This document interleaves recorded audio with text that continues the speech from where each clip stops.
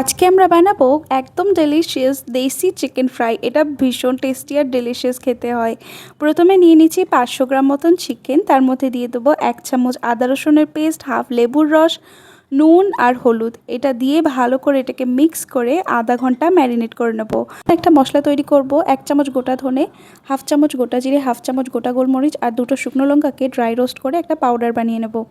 আমরা কড়াইতে 1 চামচ তেল দিয়ে হাফ কাপ মতন পেঁয়াজকে ব্রাউন করে ভেজে সেটাকে তুলে নেব। তারপরে আমি দিয়ে দিচ্ছি ম্যারিনেট করা চিকেনগুলোকে দিয়ে হাই ফ্লেমে আমরা 1 থেকে 2 মিনিট এটাকে একটু লালচে লালচে করে ভেজে নেব। তারপরে আমি ভেজে রাখা পেঁয়াজ দিয়ে হাফ কাপ মতন জল দিয়ে দিচ্ছি। এখন এটাকে ভালো করে মিশিয়ে 1 কাপ মতন ফেটিয়ে রাখা দই দিতে হবে। আর দই দেওয়ার সময় অবশ্যই গ্যাসের ফ্লেম লো করবে।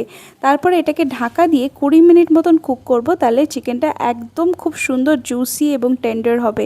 তার মধ্যে আমি আগে থেকে গ্রাইন্ড করে রাখা মশলাটাকে দিয়ে দেবো।